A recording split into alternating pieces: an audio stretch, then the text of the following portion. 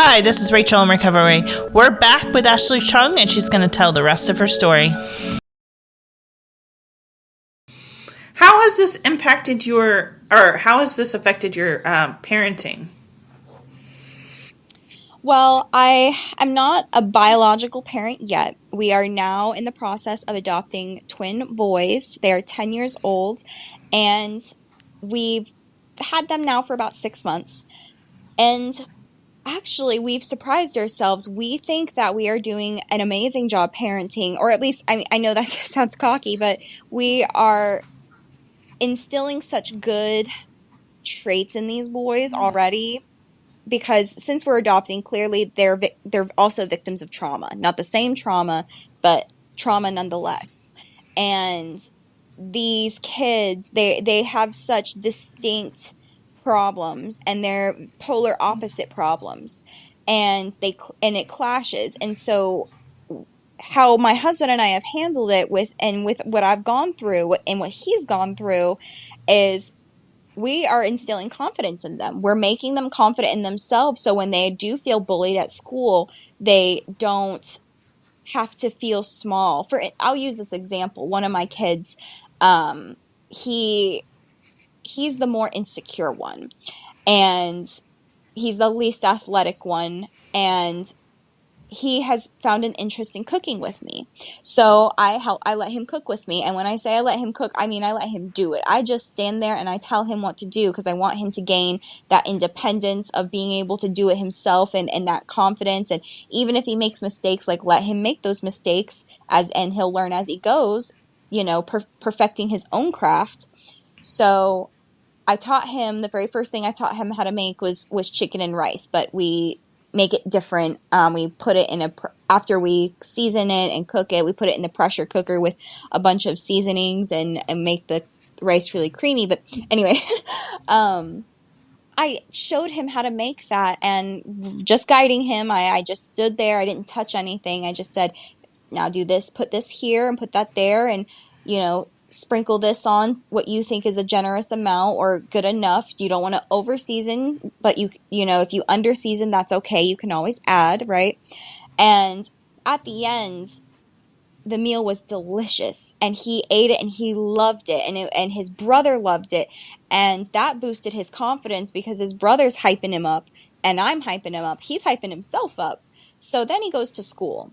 And this whole time when we first met him, he said he just wanted to be a cop, right? It was just, typical child career choice. I want to be a cop, right? So now, after he's cooked with me, now he's telling his classmates he wants to be a chef. And he told me his class laughed at him.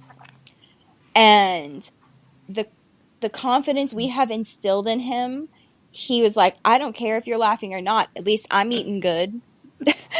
And I feel like that just speaks volumes on what we are doing for these kids, and our parenting skills, that we are making them confident enough that they don't have to fall under the pressures of their classmates. Like, if anyone makes them tries to make them feel small, whatever, they know what they're doing. They know that they're good at it, and they also look at us because we are so young. We're a younger couple, 25 and 26.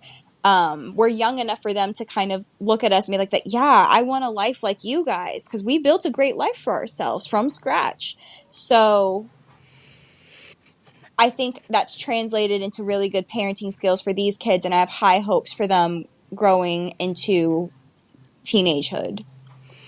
Okay. Well, it sounds like you guys are doing really well with that. How has this impacted your finances?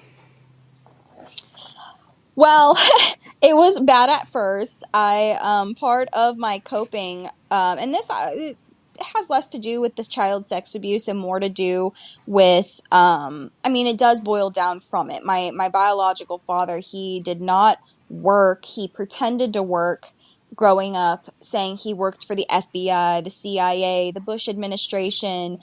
He worked for these celebrities like Mary-Kate and Ashley Olsen and Raven Simone when they were children. Which now red flag when they were children, girls. Like, how did I not put that together? But anyway, he didn't work, and he made my mom work, and my mom was a Chinese immigrant. So at the time, she worked at the Chinese restaurant with our family, like most Chinese people that you see, not most, but like some Chinese people that you see that are first generation. And uh, she worked all the time to make up for where he lacked. And because of that, I went without a lot. I didn't even really have toys. My mom was a seamstress on the side just as a hobby, to make me clothes instead of have to buy me clothes. So I would use her little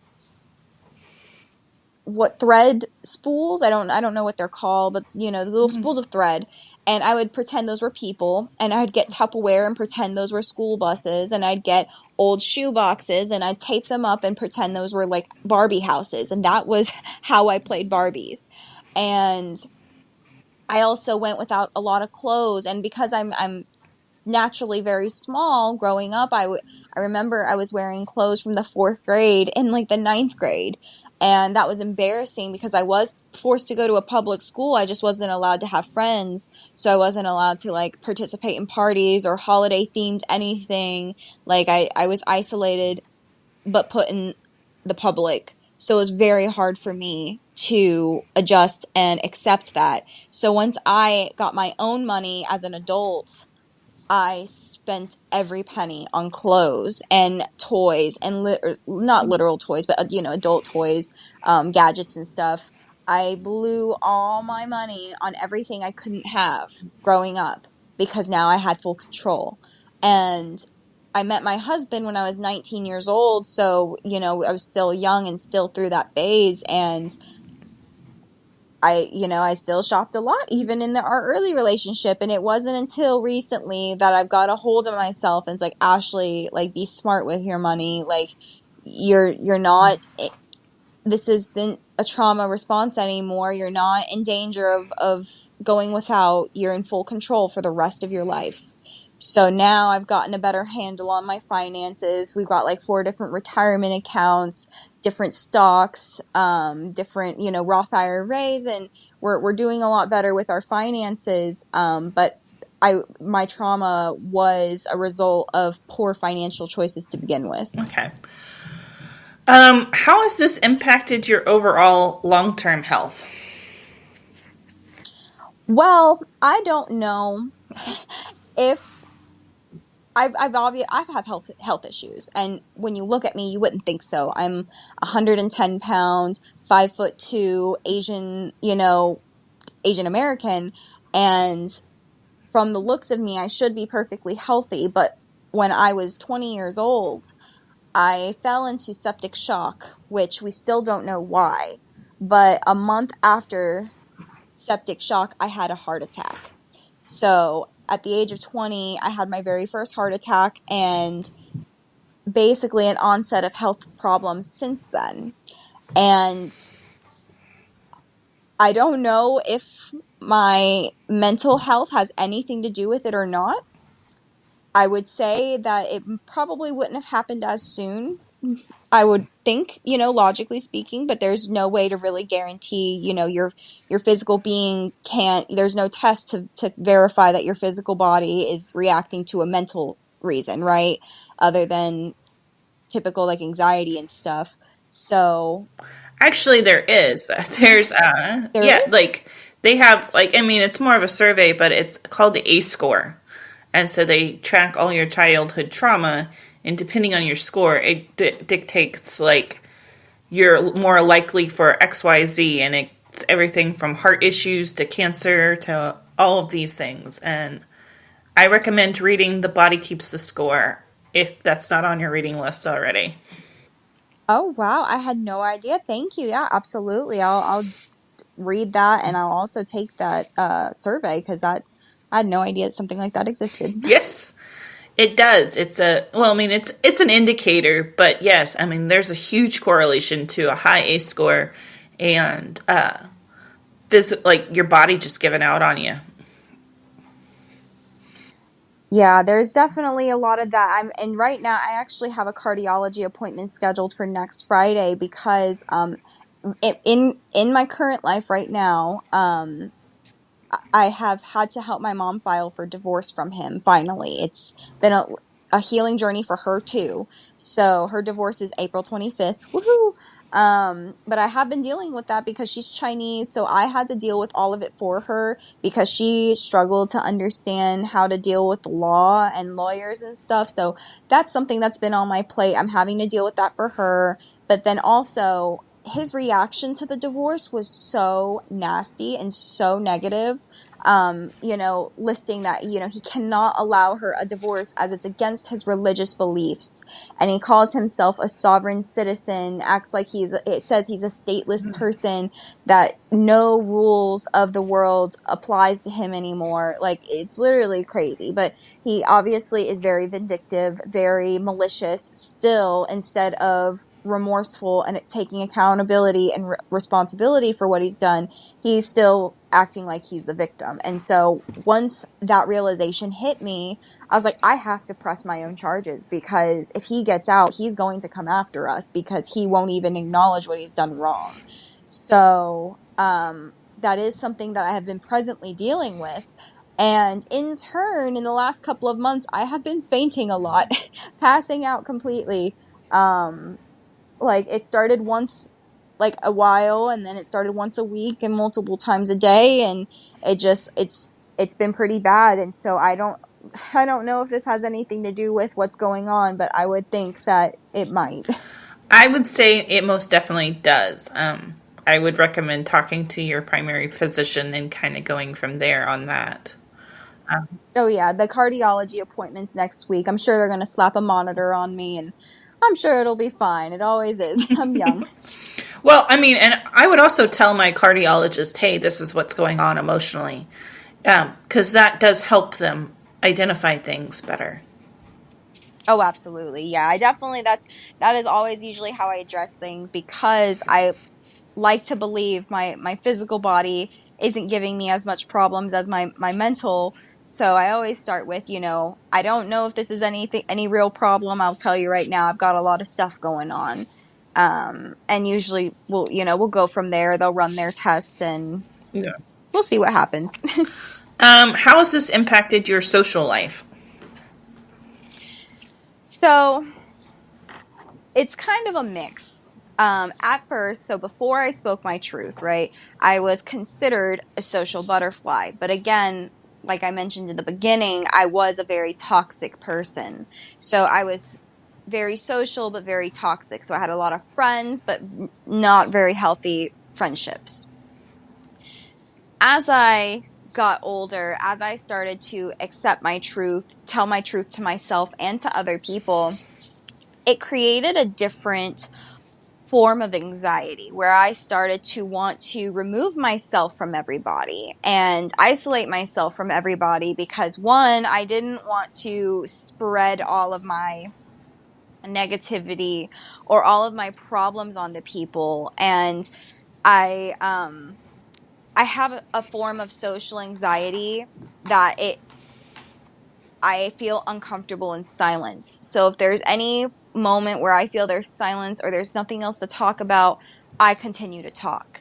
And I don't like that. I don't like being the center of attention. And so with my social anxiety presenting itself in the form of talking, but my actual self knowing I don't like to do that, I just found it best to just cut myself out of those situations to begin with and not be around people. Then it got to a point where it was very unhealthy. Then my only friend was my husband. So since like I said, I've garnered confidence, and that's started a whole new chapter for me. I have started to redevelop my friendships and my relationships with people. And one thing that I try to do is, if I'm thinking about someone, if they just cross my mind in a good way, I text them. I send them a text, or depending on who they are in relation to me, I'll call them, send them a text. Hey, I'm thinking about you. Just wanted to let you know. I hope you're doing well. And that's done really well for me since I've done that. I've been able to maintain some really healthy relationships and friendships. Not too many strings attached. I don't feel any obligation to overshare, but I feel like I've been able to garner some really healthy relationships since I've been able to start doing that. Okay. Um, How has this affected your long-term mental health? Well, if you would have asked me 6 months ago, I would have had a different answer than I do today. Today, I think that I am my mental health journey has been a road of up and down, like everyone's. It's a rocky, hilly, you know, journey. And for me, at this point, now that I've mastered confidence, I can only see that it's uphill from here. I don't think there is going to be another down. There might be like dips, but there's not going to be a huge downward slope anymore. Before it'd be, I'd go up, but then I'd go down just as far, and I'd start back on square one. Now it's like I'm going to go up, up, up, up, and I might go down a little bit, but I'm not going back down to the bottom. I might be down, let myself feel that, let myself go through that, and then time to go back up. And as in speaking in long term, I'm only 25 now. I have no idea how I will be when I'm 40, but with the way that I've trained my brain, I'm confident that I will still be a better version of myself because I want to be. That's a good place to be. To other victims out there, what advice would you want to give them? Out of everything that I've learned with myself, and I know I've said this a few times already, the number one thing you want to try to master is confidence. And the best way that really made it stick for me was positive affirmations. Even if you don't believe it, I tell myself, get comfortable being uncomfortable. It is so uncomfortable to tell yourself things that you don't believe. Like, I am beautiful. I will succeed. I am going to win. I am a good daughter. I would tell myself those things repetitively. And if I was in a moment of weakness, if I was feeling like at fault for any reason or victim blaming myself, I'd start back on those affirmations. I am enough. I am going to win. I am going to succeed. I will be okay. I am beautiful, over and over and over, whether I believed it or not, until eventually it stuck. And then now I really feel like there's nothing that could bring me down. And so for anyone that's going through what I went through, or even just any mental health insecurity at all, just positive affirmations go a long way. Yes, I would definitely agree on that. Um, what was the grooming process for you? When you say grooming, do you mean Yeah, for what he did? yeah. If you feel comfortable talking about that. Oh, yeah, no, I do. I just wanted to make sure I understood. So it was really diabolical, man. Now that I'm smart enough to look back objectively and reflect and see how he would think, because I really dived into a whole bunch of psychological books and tried to understand people who think like he does. And now looking at it objectively, I was able to see he preyed on my mother. My mother, like I said, was a Chinese immigrant. She came to America after 20 years. She was 20 years old, waited 15 years for citizenship. And she had to drop out of school in fifth grade to work on the farm. Like, it literally was a whole nother world over there when she came to America. And so she didn't even know English. She had to learn English in her 20s when she came here. And he preyed on her. And I obviously I can't answer why he preyed on her other than using deductive reasoning based off of, she's beautiful, she was young, she was naive, she was uneducated. He had a pseudo intellectual. So he surrounded himself by people he thought was dumber than him, and would act and carry himself like he was super smart. Like I said, he pretended he worked for the FBI, the CIA, and all this stuff. Like he carried this armor of pseudo intellect and preyed on my mom for the lack of, and saw how hard of a worker she was. Knowing Chinese immigrants, they work hard, especially immigrants in general. When they come to America, that's the whole point, is they want to work hard to build a better life for their future children. So he preyed on her because of that. And then once they had me, then once I'm in the picture. So she was in a, I call them a cult. Some people don't. I do because of my personal experience with them.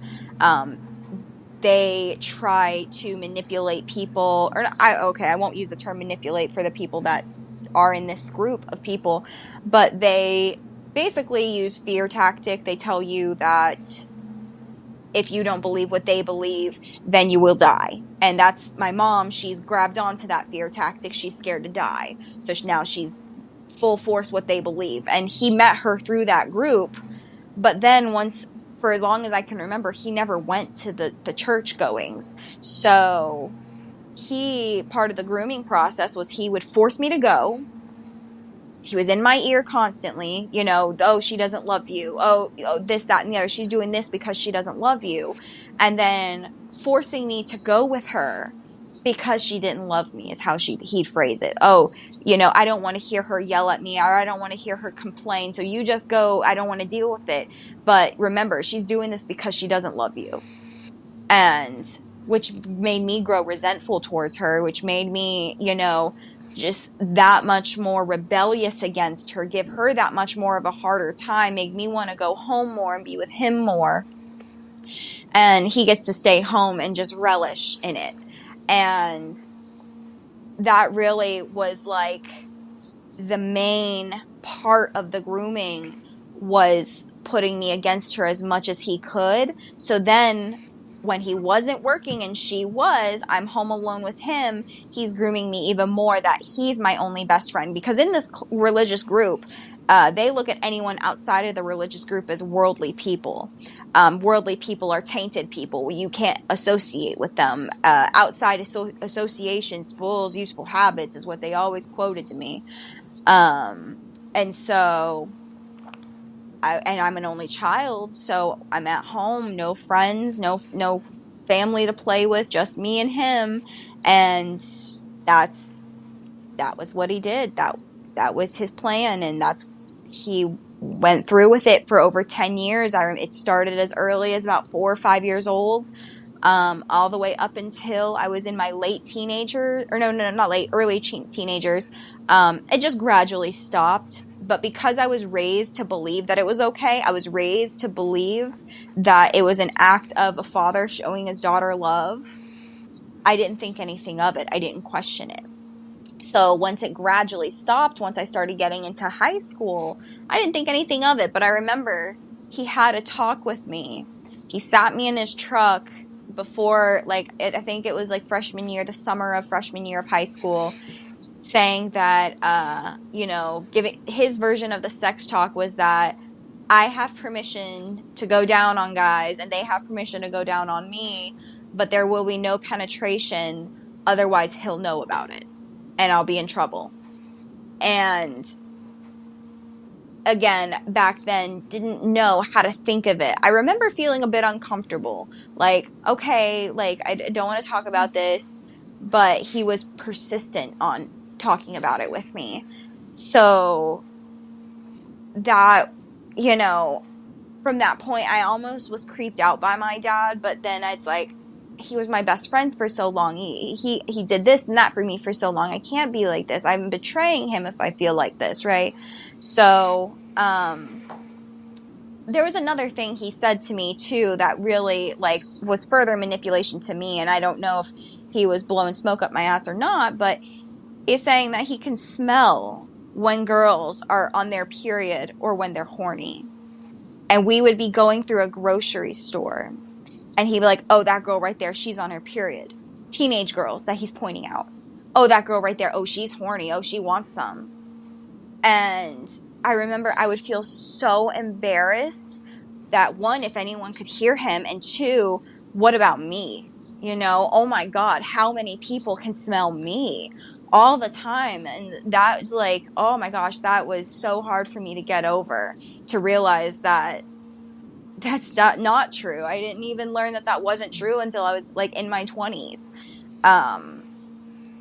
And so, yeah, he was very diabolical in his grooming process. And now it's I see it plain as day. I can't believe I didn't see it before. But I can't be hard on my younger self because that's all I knew, Well, and the way he was able to get away with it for so long, I feel like, is because he isolated you. I think Yeah, he did. isolation, I mean, that takes havoc on the brain. Last question. How has this impacted your faith? So, just like the rest of my entire healing process, it was also a rocky journey. Part of his manipulation was to put me in this religious group. And so, after I was in foster care, I went into foster care at 16. Um, and basically up until I was about 21. So between 16 and 21, I spit on the name of God and Jesus. I didn't believe it. Jesus wasn't real. I believed in the universe, believed in anything other than Jesus. Jesus was not real to me. It was partially like between, how could a God exist if this was happening to me in the name of God, right? And so I was just very spiteful, and I had no faith whatsoever. And then I met a girl. Her name was Laura. For her privacy, I won't give her full name, but her name was Laura. And she was exactly what I needed to open my eyes up to realize that other people's interpretation of Jesus and of God and of faith, or how other people use it, has no reflection on him himself. That, you know, there are a lot of people that use the name of God and Jesus for evil things. And so it's important to build your own relationship. Basically, made me realize that not that it's a person, but you gotta have to look at it like a person, right? So you can get a bunch of hearsay, like a celebrity, for instance. You can read all these news articles, you can read a book that they've written and all of this stuff. I personally never fully read the Bible yet, which I'm studying right now, but at that time, uneducated, yeah, it's a bunch of hearsay, right? So a reputation can be trashed by people. And that's kind of how it was for me. And so I realized that I need to garner my own relationship and learn for myself who God is and who Jesus is, and ignore everyone else. That there was no expectation that I have to listen to other people. I have to learn from other people, because in the end we're all human.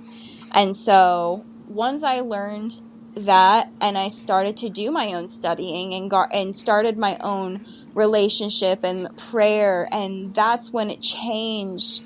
And now I have found my faith, and I do trust in Jesus and love Jesus, and I understand differently than I did when I was younger. And so now I think my faith just strengthens my journey, because I believe this is the path that I was led to be on. Everything that a lot of things I would hope to go one way, but turns out to be another way. But however it's always turned out, I've always found myself blessed in the end. So I trust now that I am on a path, and I'm on the right path. And if the path goes a way that I don't expect it, trust that it's going to end up the right way. You know what I mean? Oh, yeah. Well, is there anything else you'd like to add, Ashley? No, I think I've kind of covered most of it. This is my first round of doing something like this, so maybe in the next go I'll have more. But for right now, no, thank you so much for having me and letting me share what I went through and how I dealt with it. Okay. All right, guys. Thanks for listening, and I hope that Ashley will be back sometime in the near future. This is going to be on your favorite podcast, so listen to us on there. We're on every Thursday at 10 a.m. And always follow us on social media. And if you're looking to come on the show, feel free to reach out either on social media or on rachelandrecovery.com. And if you want to support us, you can go to Patreon, and we've got some t-shirts and memberships for all kinds of cool gifts out there for those who are that are members of Patreon and support us. All right, guys. Thanks for listening. See you next Thursday. You're my home. Oh, oh, oh, oh, oh.